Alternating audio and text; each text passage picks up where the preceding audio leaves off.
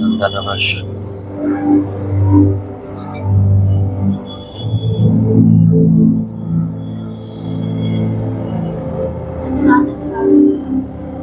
Durubadare Jali Duribandara Jali Duribandara Hinduria Namasara Jali Duribandara Jali Duribandara Jali Duribandara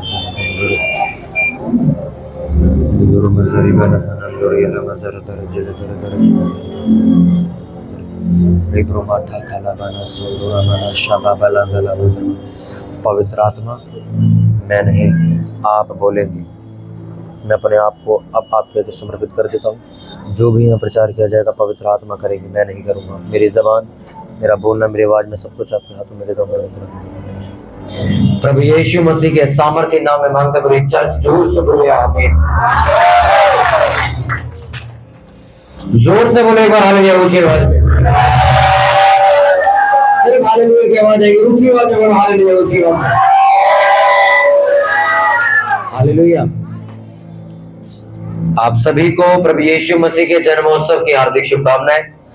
मेरा विश्वास है ये नया साल जो 25 दिसंबर को शुरू होने वाला है, इस क्रिसमस के बाद से आपकी जिंदगियां बदल जाएंगी यीशु मसीह के नाम में। हालेलुया। इसको ट्रिबल दे थोड़ा। अपने पड़ोसी को बोलो ध्यान से सुन। आवाज भी बढ़ा इसकी थोड़ी। सुनने से विश्वास पैदा होता है। बोलो अपने पड़ोसी की तरफ देख के ध्यान से सुन। सुनने से ही विश्वास पैदा होता है। बाहर आवाज आ रही है सबको?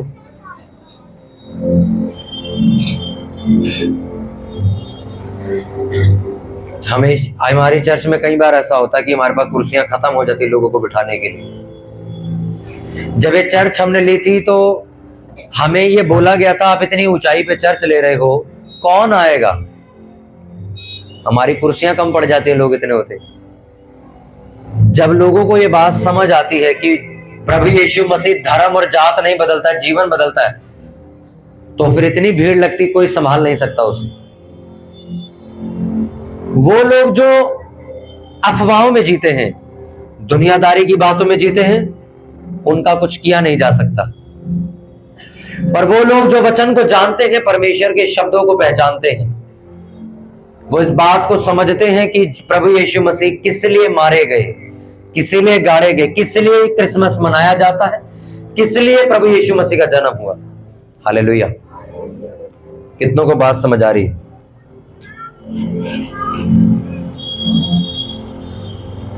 नया नियम लूका उसका 10 उसका 38। भाई ये माइक खराब हो रहा है।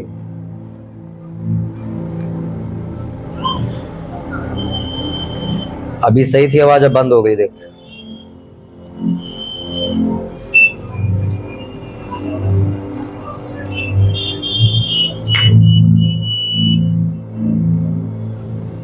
लूका 10 उसका 38 हम सब जन पढ़ेंगे। नया नियम लूका सुसमाचार उसका 10 उसका 38 हम पढ़ेंगे।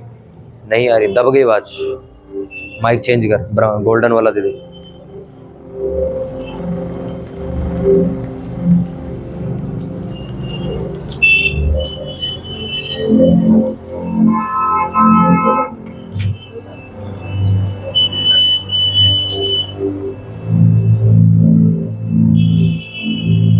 इसकी बेस हल्की कर दी। लूका 10 उसका 38 हम सभी जन पढ़ेंगे। देखा ये माइक सही है? उसमें कुछ प्रॉब्लम। लूका 10 उसका 38 हम सभी जन पढ़ेंगे। माइक में छड़ी सही है और सभी लोग ध्यान से सुनेंगे। अंदर बाहर सभी बच्चों को शांत करा देना। वॉलंटियर बेहोश मत हो जाना, इतनी भी ठंड नहीं जितना तुम कंबल उड़ के बैठे हो बाहर। तुम तो धूप में बैठे हो, मैं रातों 3 बजे छत पे होता हूँ रात को। लूका 10 उसका 38 हम सभी लोग पढ़ेंगे। जब वे जा रहे थे तो वे गांव में गया और मार्था नामक एक स्त्री ने उसे अपने घर में उतारा। मरियम नामक उसकी एक बहन थी, वे प्रभु के चरणों में बैठकर उसका वचन सुनती थी। परंतु मार्था सेवा करते करते घबरा गई और उसके पास आकर कहने लगी, हे प्रभु, क्या तुझे कुछ भी चिंता नहीं कि मेरी बहन ने मुझे सेवा करने के लिए अकेला ही छोड़ दिया है? इसीलिए उससे कहे कि मेरी सहायता करे।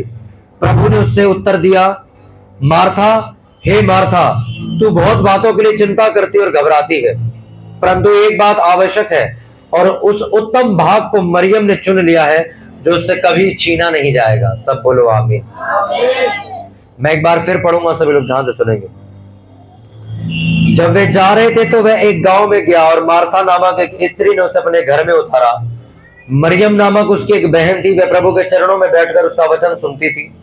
परंतु मार्था सेवा करते करते घबरा गई और उसके पास आकर कहने लगी, इसकी बेस कम कर थोड़ी सी, हे प्रभु, क्या तुझे कुछ भी चिंता नहीं कि मेरी बहन ने मुझे सेवा करने के लिए अकेले ही छोड़ दिया है? इसलिए उससे कहे कि मेरी सहायता करे। प्रभु ने उसे उत्तर दिया, मार्था, हे मार्था, तू बहुत बातों के लिए चिंता करती है और घबराती है, परंतु एक बात आवश्यक है और उस उत्तम भाग को मरियम ने चुन लिया है, जो उससे कभी भी छीना नहीं जाएगा। सब बोलो आमीन। अपनी बाइबल को बंद कर दो और अपने पड़ोसी को बोलो, ध्यान से सुन, सुनने से विश्वास पैदा होता है।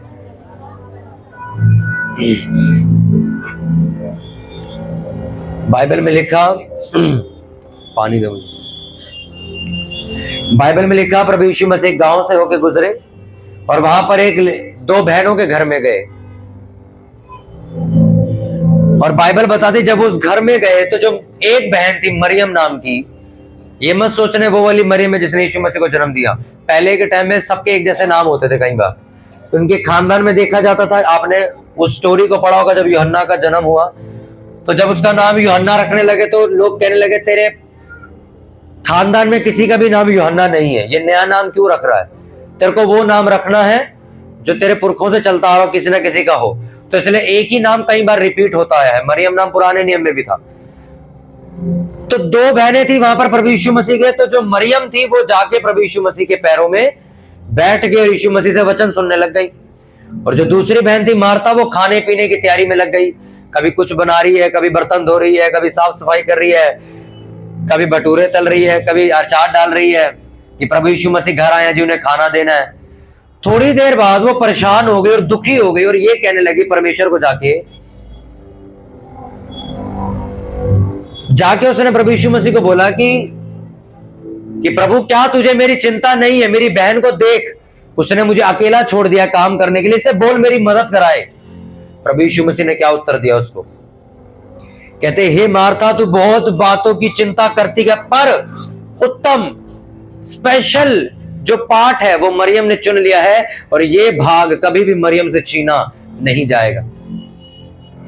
प्रभु यीशु मसीह ने इन दो बहनों के बारे में इसलिए बाइबल में लिखवाया ताकि आज की कलीसिया और आज के लोग इस बात से वाकिफ हो सके, ये बात जान सके कि मार्था कौन और मरियम कौन है। आज आपको मैं बताना चाहता हूं मार्था जैसे लोग कौन है। उन दोनों बहनों में से एक बहन कौन थी? मरियम, जो क्या कर रही थी? प्रभु यीशु मसीह के पास जाके बैठ गई थी और क्या सुन रही थी? वो वचन सुन रही थी। दूसरी बहन का नाम था मार्था, वो क्या कर रही थी? वो खाना बनाने लग गई, बर्तन सेट करने लग गई, डाइनिंग सेट धोने लग गई कि प्रभु यीशु मसीह, वो काम धाम लग गई, बिजी हो गई। वो थोड़ी देर बाद दुखी होकर खुद ही प्रभु यीशु मसीह को बोलने लगी कि प्रभु, मेरी बहन को बोल, ये देख इसने मेरे को अकेला छोड़ दिया, इसको बोल मेरी मदद कराए। प्रभु यीशु मसीह ने कहा, तुझे किसने कहा ये काम करने के लिए? जो उत्तम भाग है, जो स्पेशल चीज है, वो तो मरियम ने चुन लिया है, पर तूने काम चुन लिया। आज भी ये कहानी आपके और मेरे घरों में देखी जाती है, कलीसिया में देखी जाती है। मार्था जैसे लोग आज भी हैं, मरियम जैसे लोग आज भी हैं। ऐसे लोग भी हैं जो काम, धंधे, जॉब, बिजनेस, इन सब चीजों को ज्यादा इंपॉर्टेंट समझते हैं, और कुछ लोग मरियम जैसे हैं जो प्रभु यीशु मसीह के पास हर संडे जाके बैठ जाते और वचन सुन के घर जाते। पर अगर मार्था जैसे लोग आके चर्च में कंप्लेंट करे और पास्टर को ये बोले कि इसको बोलो ये भी चले मेरे साथ, तो आगे से जवाब वही आएगा जो यीशु मसीह ने उस टाइम दिया था कि जो भाग स्पेशल है वो तो मरियम ने चुन लिया है, पर वो भाग जो मैंने नहीं दिया वो तूने अपने आप से चुना है। कितनों को बात समझ आ रही है?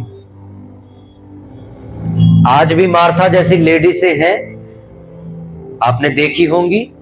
अगर आप उन्हें ये कहते हो कि चलो सिस्टर चर्च चलते हम, तो वो आपको आगे से चार बातें बोलती हैं कि आज तो मुझे कपड़े धोने हैं, आज मुझे बर्तन धोने हैं, आज मुझे इधर जाना है और आज मुझे सूट सिलवाने जाना है।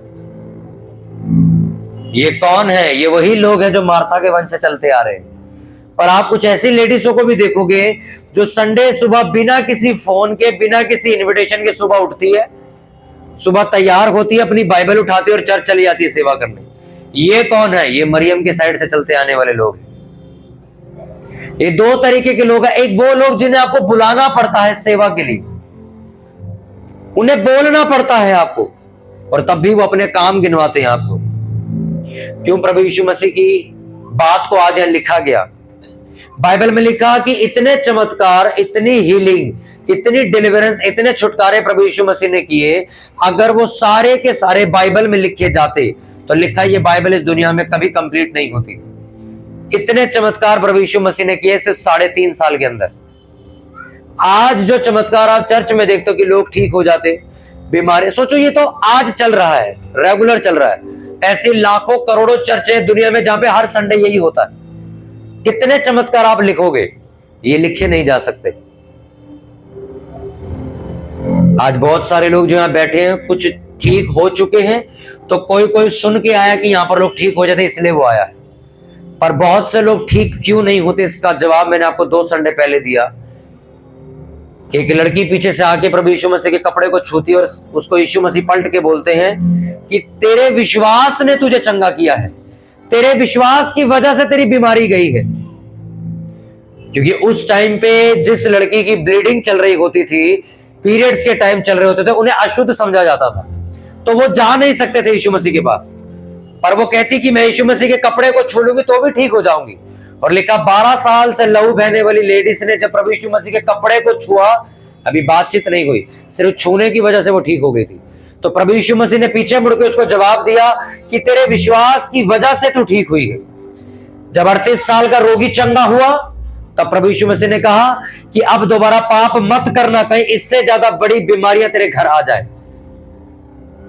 आपका विश्वास, आपका फेथ जो आप परमेश्वर पे रखते हो, कईयों का लालच से भरा है, कईयों का 50-50 है और कईयों का 100% है। ये 100% वाले ही आपको टेस्टिमनी और गवाही देते हुए नजर आते हैं। लालच वाले कौन? कि मेरा काम हो जाए, उसके बाद तू कौन तो मैं कौन। मैं चर्च सिर्फ इसलिए जाती हूं या इसलिए जाता हूं कि मेरा काम हो जाए सिर्फ। आप 10 साल चर्च आओ, मैं भी यहीं, तुम भी यहीं, अगर कुछ हो जाए तो मुझे बताना। क्योंकि अगर हो जाता है तो पिछले बीते 6 सालों में जितना मैंने परमेश्वर को जाना है, मैंने झूठ जाना है। फिर मैं अपनी आपको गवाही जब देता हूं किसी चीज की, तो मैं आपको सच कह रहा हूं, मैंने परमेश्वर को लालच में पीछा नहीं किया। मैं ऐसे यूथ लड़के लड़कियों में से निकला हूं जो सारा दिन सिगरेट पीते थे। मैं ऐसे लड़के लड़कियों के बीच में पड़ा, जहां लड़कियां भी सिगरेट पीती थी, लड़के भी पीते थे। पर मैं उन जगहों से, मेरे को जब परमेश्वर ने बाहर निकाला, तो कुछ महीनों तक मेरा भी मन करता था कि मैं वापस चला जाऊं। मेरा मन करता था कि क्या यार, यारी दोस्ती छूट गई मेरी। पर मुझे एक चीज मालूम थी जो मेरे को परमेश्वर से मिली, वो थी मेरी हीलिंग। कि परमेश्वर ने वो जादू टोने वाली स्पिरिट से मुझे आजाद कर दिया था। और मैं 70% ठीक हो चुका था, 30% बचा हुआ था अभी भी। तो मैंने उन पास्टर से पूछा, मैंने कहा मैं 70% ठीक हो चुका हूं, पर अभी भी बहुत सी चीजें मेरी जिंदगी में है जो ठीक नहीं हुई है। तो उन्होंने मुझे एक ही जवाब बोला कि 70% जो तुझे ठीक किया है, ये परमेश्वर ने दिखाने के लिए किया कि देख मैं कर सकता हूं। अब 30% जो बाकी का हिस्सा बचा है, ये तब होगा जब तू विश्वास में चल के दिखाएगा, तू अपनी वफादारी परमेश्वर को दिखाएगा, जब तू खुद प्रार्थना करनी शुरू करेगा। उस दिन से मैंने चर्च जाना शुरू किया, हर शुक्रवार सेवा करना शुरू किया, बिना किसी लालच के लोगों को ले जाता था मैं चर्च में, टिकट खरीद के, मैं और मेरी बहन अपनी जेब से पैसे खर्च के।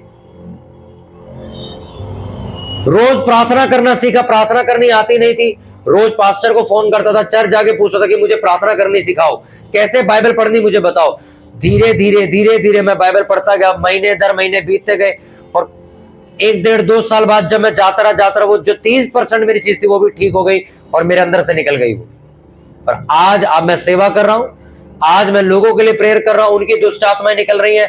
आज यही वचन रिपीट तुम्हारे को मैं वापस दे रहा हूं कि हो सकता है तुम्हारा 20% मसला हल हो जाए आज, 50% तुम्हारी बीमारी आज ही ठीक हो जाए, पर 50% बाकी रह जाएगी। और तुम सोचोगे मेरे को लगता है शायद यीशु मसीह में इतनी ताकत नहीं कि पूरा चंगा कर सके। भाई साहब, परमेश्वर अगर आपको पूरा आज ठीक कर देगा, तुम कल उसे लात मार दोगे। ये इंसान की फितरत है, इसलिए वो आपको पूरा चंगा नहीं करता कभी भी। मैं आपसे कहता हूं, मेरा बिजनेस है, मेरे बिजनेस में देखा, अगर हम किसी को एडवांस पेमेंट दे देते ना, वो पूरा महीना काम ढीला कर देता है।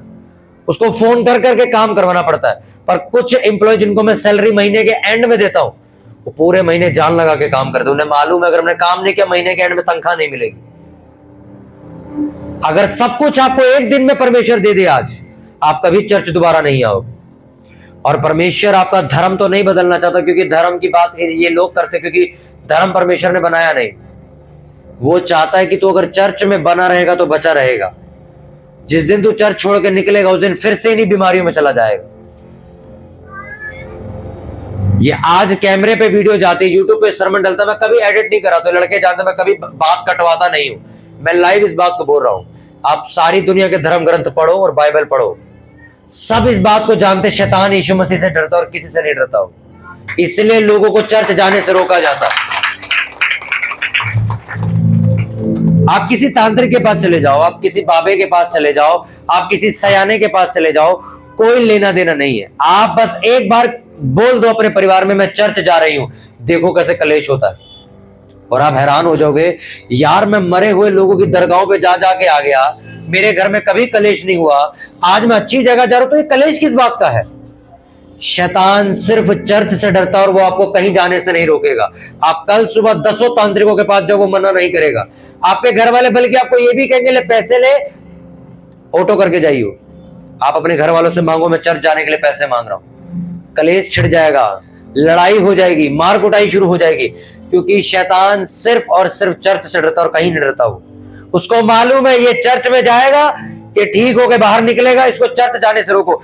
तू किसी कुत्ते की जगह पे चला जा भाई, मुझे कोई परवाह नहीं, पर चर्च मत जाइए। इसलिए आज सबसे ज्यादा खिलाफत चर्च की होती है, सबसे ज्यादा गलत अफवाहें चर्च वालों के लिए फैलाई जाती है। आपने कभी किसी दूसरी सोचो, तांत्रिक सबसे गंदा काम करते हैं इलाके में, करते हैं कि नहीं करते? लोगों के घर उजाड़ देते हैं। उनके बारे में आपको कभी बदनामी सुनने को नहीं मिलेगी, बल्कि आपको लोग सलाहें देंगे, हाँ जी एक तांत्रिक बैठता है इधर पीछे, मैं उसका नंबर दे रही हूं, वहां चले जाओ। पर आपको कभी कोई ऐसी लेडीज नहीं मिलेगी, मैं आपको नंबर दे रही हूं, लो चर्च जाओ और प्रेयर करवाओ, कभी नहीं मिलेगी। बाइबल इस बात की गवाह है, शैतान आज भी डरता है प्रभु यीशु मसीह से। आज भी जब प्रेयर होती है ना चिल्ला के चर्च में, तो उस दीवारों में लड़ता फिरता हो कि कहां से निकलूं मैं। इसीलिए आज आपको मार्था की तरह बनाया जा रहा है कि आप संडे काम पे हैं जी, वीरवार काम पे हैं जी, अरे संडे आज क्रिसमस है काम पे जाना है।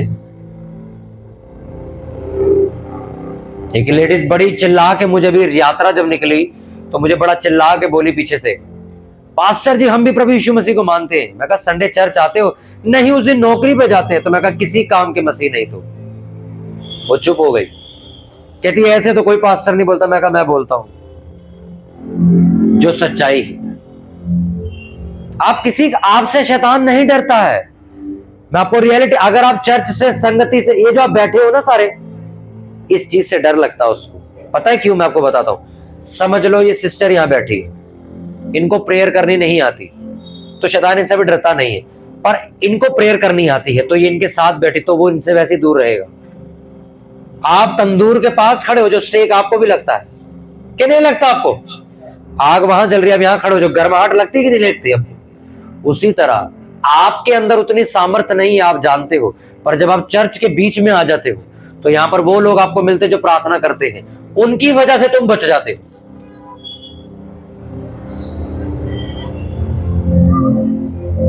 आप कभी नोटिस करना, कुछ ऐसे लोग जो पास्टर्स के, प्रार्थना करने वालों के ज्यादा नजदीक रहते हैं, वो बहुत कम बीमार पड़ते हैं। बहुत बहुत कम दिखेंगे नहीं आपको हॉस्पिटल। वो ऐसा क्या पिलाया इसको जो चर्च वालों को नहीं दिया जी? बात क्या है? वही जो जितना ज्यादा आग के नजदीक है, ठंड उसे कम लगती है। आप कितना नजदीक हो परमेश्वर के, कितना नजदीक हो चर्च के, कितना नजदीक हो अपने अगुवे के। आप 8-9 घंटे प्रेयर नहीं कर सकते हो, पर एक व्यक्ति है चर्च में जो कर रहा है, आपका अगुवा, आप उसके साथ बैठे रहो, वो आग तुम्हारे अंदर भी चली जाए। मार्था कहती प्रभु तुझे कोई चिंता नहीं, इसको बोल मेरे साथ काम करवाए, मैं देख कितना बिजी हुई पड़ी हूं, ये देख कैसे बैठी हुई है तेरे पास। यीशु मसीह ने कहा सबसे उत्तम, सबसे स्पेशल चीज यही है कि तुम बैठ के वचन सुनो। किसने तुम्हें कहा है? अब चर्च में देखो, जब प्रचार चलता है सारे काम हम बंद कर देते, कोई काम हम नहीं करते, कोई फोन नहीं चलाता। यहां यही वचन सुनने के लिए मैं जहांगीरपुर से मालवीय नगर जाता था हर शुक्रवार, इतनी दूर, दिल्ली के 30 से साउथ दिल्ली जाता था मैं, सिर्फ चर्च अटेंड करने के लिए, कि मुझे मालूम था भाई थोड़ा बहुत यहीं से ठीक हो गया, जो बचा कुछ यहीं से ठीक हो जाएंगे। और वहीं से ठीक हुआ मैं। वो चर्च बंद हो गई, उसके बाद फिर ये चर्च शुरू करी हमने। कितनों को बात समझ आ रही है? अपने पड़ोसी को बोलो जोर से, ध्यान से सुन।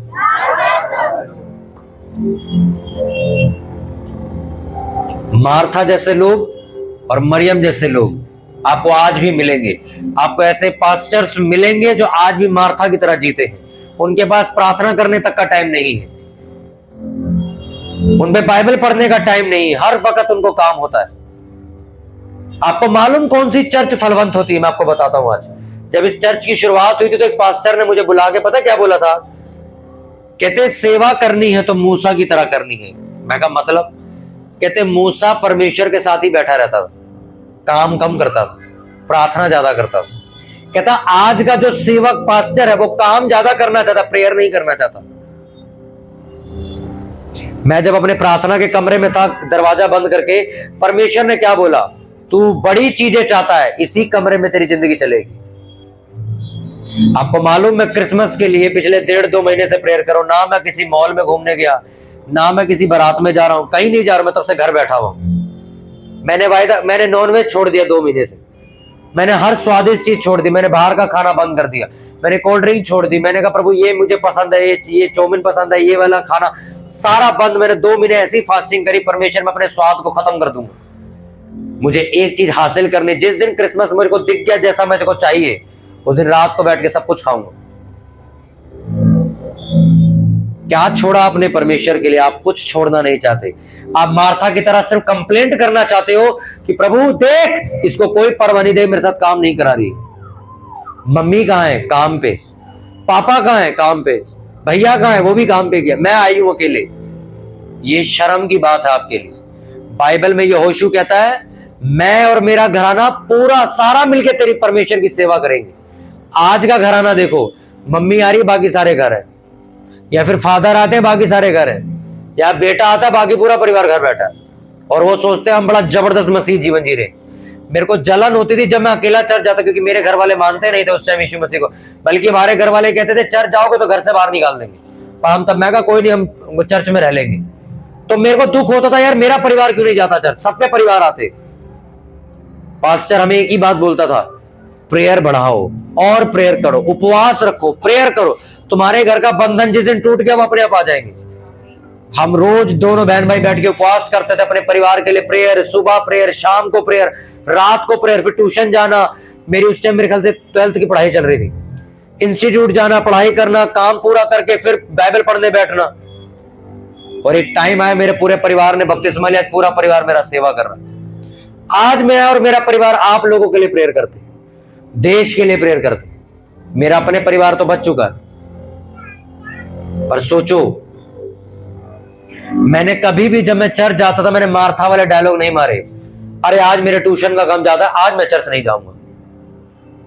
मेरे 3 ट्यूशन थे, एक इंग्लिश कोचिंग जाता था मैं, एक साइंस का जाता था, मुझे आज भी याद है, एक मैथ्स का जाता था मैं, और बाकी के सब्जेक्ट मैं खुद घर पे बैठ के पढ़ता था। ये 3 ट्यूशन में जाता था। उसके बाद कंप्यूटर कोर्स में जाता था, डिप्लोमा कर रहा था वहां पे। साथ ही साथ मैं जीएसटी का अकाउंटेंट का कोर्स कर रहा था मैं। ये सारे कोर्स एक साथ करता था मैं, और शाम को हर शुक्रवार 4 बजे मैं चर्च पहुंच जाता था सेवा करने के लिए। जितने लोग आज पढ़ाई करते मैं उनको समझा रहा हूं। अब जो लोग जॉब करते, मैंने 4-5 साल जॉब करी, सारे जानते, मैं जॉब पर जाके भी रात को आके यहाँ प्रेयर करता था। लोगों के घरों में मीटिंग होती थी, बैग, सोचो कितने लोगों ने मुझे देखा, मैं बैग लेके चर्च आता था। मैं बैग यहीं उतारता था अपने लैपटॉप का, और यहीं पे बैग रख के बाइबल उठा के लोगों के घरों में हम प्रेयर करने जाते थे। क्योंकि मुझे एक बात मालूम थी, ये जिंदगी भर चलेगा काम, पर आपको सेवा करनी है, आपको परमेश्वर से प्यार करना है। कौन सी लड़की और कौन से लड़के से प्यार ढूंढ रहे हो? जिस दिन आप परमेश्वर से प्यार करोगे, मेरे घर वाले जब मेरे को देखते हैं या चर्च के लोग, वो सोचते हैं कि पास्टर जी बहुत मतलबी व्यक्ति है, मैं मतलब ही नहीं हूं। मेरा प्यार परमेश्वर से ज्यादा है, इसलिए मुझे लोगों के प्यार से फर्क नहीं पड़ता। आप मुझे 10 लाख की गड्डी की नोट की हार पहना दोगे, मेरा तब भी आपके साथ वही व्यवहार रहेगा। ऐसा नहीं कि मैं आपको उठा के अपने घर बिठा लूंगा। पर आप ऐसे पास्टर के पास जाओ जो दुनियादारी में ज्यादा डूबा है, आप उसको 500 रुपए दोगे, वो आपका हो जाएगा। इस चर्च में मुझे किसी को अगर डांटना है तो मैं नहीं परवाह करता, इसको डांटना है तो ठीक है, मेरे को इससे प्यार से बात करनी तो प्यार से ही बात करनी। मेरे लिए पूरा चर्च एक परिवार की तरह है। यहां पर अगर भेदभाव शुरू हो जाए, ये लेडीज आती है बहुत बहुत 10-10 20 हजार रुपए दान देती है, इसको आगे बिठाओ भाई। लानत है ऐसी चर्च पे। ये चर्च थोड़ी है, फिर बिजनेस चल रहा है। इसलिए कभी मैं किसी के घर जाता हूं, लोग मुझे बहुत सारे गिफ्ट देते हैं, मेरे बर्थडे पे गिफ्ट देते, क्रिसमस पे बहुत गिफ्ट देते, मैं तब भी उनके साथ वैसा ही रहता हूं। इस चर्च में आप लड़कों से पूछो, इन लड़कों को मालूम है यहां पार्शियलिटी नहीं होती।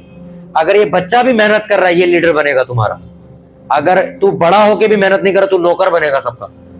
मेरे लिए कोई फर्क नहीं कि तू पहले आया या तू पहले आया। पिछले हफ्ते सोमवार मसीह यात्रा से लेके संडे रात से लेके आज कल संडे रात, अभी तक सोचो लड़के काम कर रहे थे। जितने लड़के, एक बार जोर से तारीफ करो चर्च में लड़कों के लिए।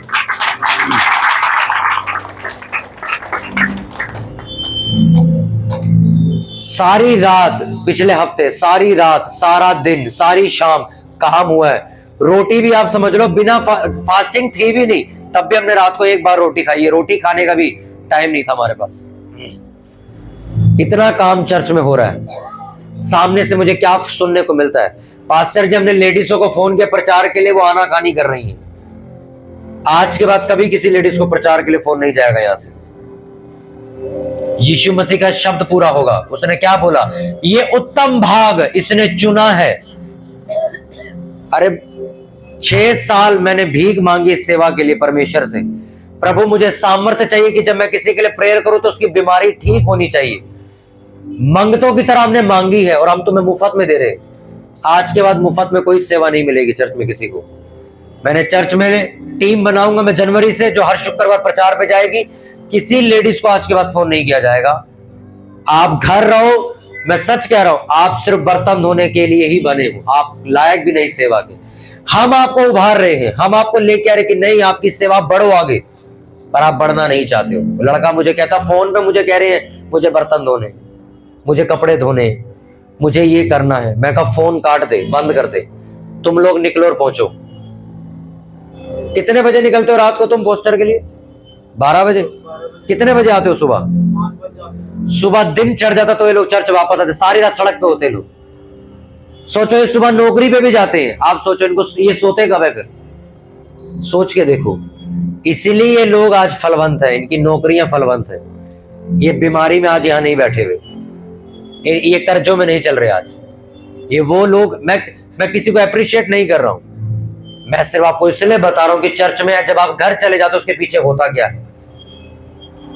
आप जब घर चले जाते हो आपके बाद क्या होता है आपको मालूम है। इस चर्च में 5 लोग नहीं आते हैं, इतनी पब्लिक आती है। आप सोचो हमने परमानेंट बर्तन खरीदे धोने के लिए, क्योंकि डिस्पोजल का खर्चा हमारा ज्यादा है। सोचो जब आप भाग जाते हो ना छुप के, वो बर्तन ठंडे पानी में यही लड़के बाद में बैठ के धोते।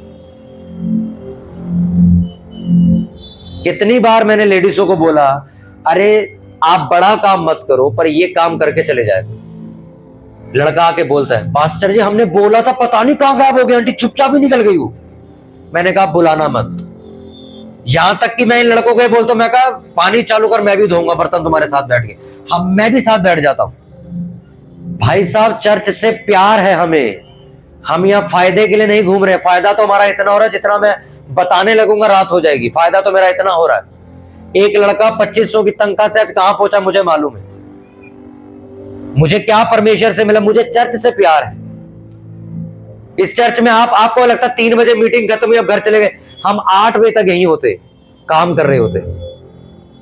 आपको क्या लगता है अभी बुधवार को क्रिसमस है, यीशु जन्मोत्सव है, ये पूरी रोड जाम हो जाएगी, इतनी पब्लिक आती है। इतनी पब्लिक को संभालना आम बात है क्या? आप सोच के देखो हमारी क्या हालत होगी। और इसलिए हम लोगों को कहते हैं कि आप मदद पे आओ, सेवा पे। आपको फोन आता है तो समझ जाओ कि काम ज्यादा पड़ गया, बंदे चाहिए, इसलिए आपको फोन आया। आपको बेकार में हम भी नहीं बुलाते। और सोचो फोन पे हमें सुनने को क्या मिलता है आगे से। हाँ, बच्चे छोड़ने जाने हैं, बच्चे स्कूल से आने वाले, सुबह करो बच्चों को छोड़ने जाना है, दोपहर करो बच्चों को लेने जाना है, शाम को करो बच्चों को खाना खिलाना है, रात को फोन, रात को तो आदमी आने वाला है। मैं कहा चलो नाइट प्रेयर में आओ, उसमें उस रात में, फिर आदमी कहता मैं अकेला सोऊं, घर में कोई है ही नहीं, तुम रात को कहां चले जाते हो सारे। फिर सुबह उठती, फिर हम फोन करते, कहां जी, बच्चों को छोड़ने जा रहे हो, और जिंदगी यही है और क्या भाई। जब मैं चर्च जाता था मैं भी चप्पल उठाने की सेवा करता था, मुझे भी नहीं पता था मैं यहां तक पहुंचूंगा। पर जब मेरे को फोन आता था, मैं यहां से मालवीय नगर टिकट पकड़ता था 40 रुपए की, सीधा मेट्रो पे उतरता था, वहां से 20 रुपए का रिक्शा जाता था, ऑटो करके वहां पहुंचता, फिर चर्च पहुंचता था। ये जो पैम्पलेट आज आप बांटते हो, मैं बांटता था गलियों में जाके। आज इस चर्च का नाम ज्यादा हो गया, शक्ल मेरी ज्यादा फैल गई, इसलिए मैं बाहर नहीं जाता, पहले मैं ही जाता था। आप ये जो साउंड चलता देख रहे हो, मैं चलाता था। ये साउंड आज भी फूक जाए मैं ठीक कर सकता हूं इसको। ये लाइटें, डेकोरेशन जितनी आप देख रहे हो, मैं अकेला करता था। 2019 की बात है, अकेला, कोई लड़का नहीं होता था तब। मैं अकेला छत पे चढ़ता था और अकेला सारे कनेक्शन बनाता था। इसीलिए आज मैं लड़कों को सिखा पाता हूं कि कनेक्शन बनाना कैसे, कौन सी चीज कौन सी मार्केट से सस्ती मिलेगी। मैं खुद अकेला जाता था, अकेला पूरा कट्टा उठा के लेके आता था। परमेश्वर आपकी इज्जत करता है जब आप उसकी सेवा करते हो। परमेश्वर उनकी इज्जत नहीं करता जो मार्था की तरह सिर्फ कंप्लेंट करते हैं, प्रभु आप समझो ना, मेरे पास घर का बहुत काम है। तो परमेश्वर ने उसको डांटा नहीं था, क्या बोला था, तो तेरी जिंदगी यही है, तो उसको मत चिढ़, उसकी जिंदगी देख, वो मेरे साथ बैठी। चर्च में आज के, आपने कभी देखा हमने किसी लेडीज से बहस करी हो, किसी लड़के, अगर कोई लड़का बदतमीजी से बोलता तो मैं माफी मंगवाता हूं। मैं कहा नहीं, माफी मांगो जाके। पता है क्यों? सेवा गुद्दी पकड़ के नहीं करवाई जाती। सेवा पता है कौन सी चीज है? आप खुद पैंट ऊपर करते हो, बताओ क्या काम है मैं करूंगा, सेवा इसे कहते हैं। सेवा किसी का हाथ तो नहीं पकड़ के, उसका फायदा भी कुछ नहीं है। मार्था की तरह लोग कंप्लेंट करते हैं, मेरे पास प्रचार पे जाने का टाइम नहीं, मेरे पास रात को प्रेयर करने का टाइम नहीं, मेरे पास संडे को चर्च आने का टाइम नहीं। कभी हॉस्पिटल जाओ आप, एक व्यक्ति अभी बीमार हुआ था हमारे चर्च का, हम गए थे 2-4 दिन लगातार गए थे उसके पास। हम खड़े होकर तमाशा देखते थे भाई साहब हॉस्पिटल में कैसे लोग पड़े हुए हैं, और उसी वक्त हम धन्यवाद करते थे, परमेश्वर तूने हमें बचा लिया भाई, हम भी यहीं पड़े होते एक टाइम पे। आज हम बीमारियों से बचे हुए और हम यहां नहीं।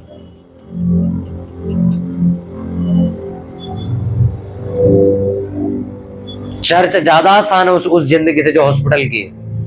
आप जाके देखो सरकारी हॉस्पिटल में क्या हाल है, कैसे लोग पड़े हुए एक दवाई, एक इलाज कराने के लिए। पर चर्च आपके घर के नजदीक है, नहीं आ पाते आप। पर हॉस्पिटल वो कहता पंथ चले जाओ, एम्स चले जाओ, आप फटाफट ऑटो करके निकल जाते हो। सफदरजंग चले जाओ, आप वहां चले जाते हो। और आपको पास्टर इतने महीने से बोला भाई साहब चर्च आओ, कुछ नहीं होने का तुम्हें, परमेश्वर से प्यार करो, वो तुम्हें बचा के रखेगा। उसके वचन में लिखा हुआ है, कोई दुख तेरे डेरे के निकट नहीं आएगा, कोई बीमारी तेरे घर के निकट नहीं आएगी, कोई कलेश, कोई गरीबी तेरे घर के निकट नहीं। तू सेवा करना, मेरे पे छोड़, मैं तेरा घर चलाऊंगा। जब मैंने नौकरी छोड़ी थी चर्च के लिए, तब मैंने एक यही शब्द बोला था, परमेश्वर मेरा घर तू चलाएगा। मैं छोड़ के आ गया क्योंकि संडे छुट्टी नहीं दे रहे थे।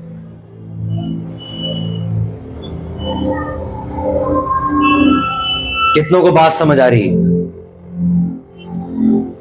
अपने पड़ोसी को बोलो मार्था की तरह बहाने मत बनाया कर, मरियम के समान परमेश्वर के पास आ और उसके वचन सुन, वही जीवन बदल सकता है। अपने हाथों को उठाओ सभी जन, अपने अंदर से उस आत्मा को डांटो जो मार्था की तरह बहाने बनाती है, जो आपको चर्च आते वक्त आपसे बहाने लगवाती है, आपको बार बार ये बताती है कि तुम बिजी हो, तुम व्यस्त हो, मत जाओ चर्च, मत करो प्रेयर, बाइबल मत पढ़, तेरे पे बहुत काम है। ऊंची आवाज में प्रार्थना करो कि परमेश्वर आज से मैं वायदा करता और करती हूँ, मैं मरियम के समान खुदावन तेरे चरणों में बैठकर तेरी सेवा करूंगा। प्रभु जो भी काम होंगे मैं उन्हें पहले निपटा दूंगा, पर उसके बाद मैं सेवा करने के लिए, प्रार्थना करने के लिए, चर्च जाने के लिए, संगति पे जाने के लिए प्रभु मैं समय निकालूंगा और निकालूंगी। ऊंची आवाज में प्रार्थना करेंगे अपने होठों को खोल के कि प्रभु मुझे मार्था की नहीं, मुझे मरियम की तरह बना परमेश्वर। मैं सारी उम्र खुदावन तेरी सेवा कर सकूं। मेरे आने वाला वंश, मेरे बच्चे, मेरा हस्बैंड, मेरी वाइफ प्रभु तेरे चर्च में आए और तेरी सेवा करे परमेश्वर। मैं दुनिया की तरह जीवन नहीं जीना चाहता खुदावन, में एक फलवंत और एक आशीषित जीवन जीना चाहता। अपनी आंखों को बंद करके हम बोलेंगे प्रभु मेरे जीवन पे अनुग्रह कर, मेरी लाइफ में खुदावन तेरी ग्रेस आए, मेरी लाइफ में खुदावन तेरी पीस आए, तेरी हीलिंग, तेरी अनॉइंटिंग मेरे ऊपर आए परमेश्वर। प्रभु परमेश्वर मैं प्रार्थना करती हूँ खुदावन मुझे सेवा करने वाला और लड़की बना, मुझे सेवा करने वाली लड़की और लड़का बना मेरे खुदावन। प्रभु मैं आज के बाद बहाने नहीं बनाऊंगा, मैं आज के बाद इतना बिजी कभी नहीं होगा, इतना व्यस्त कभी नहीं होगा कि प्रभु मेरे पास तेरी सेवा करने का ही टाइम ना बचे, मेरे पास प्रार्थना करने का टाइम ना बचे। प्रभु मुझे माफ कर, मुझे क्षमा कर। आज से हफ्ते के पहले दिन संडे को, वीरवार को मैं तेरे भवन में आऊंगा, तेरी सेवा करूंगा खुदावन, तेरे कामों को देश दुनिया तक लेके जाऊंगा। मेरे खुदावन के लिए दुआई कर, मुझे अनुग्रह कर, मुझे आलस की आत्मा से आजाद कर, मैं मेहनती करूं, तेरे कामों को करने पाऊं, क्योंकि तेरे वचन में लिखा है सेवा करने वाले इज्जत को पाएंगे। प्रभु आज से मैं तेरी सेवा करने का वायदा करता हूँ, मैं मरियम के समान तेरे वचनों पर चलने का, तेरे चरणों में बैठ के तेरी बातें सुनने का वायदा करता हूँ। प्रभु यीशु मसीह के सामर्थ्य नाम में मांगते हुए इच्छा से जोर से बोले आमीन।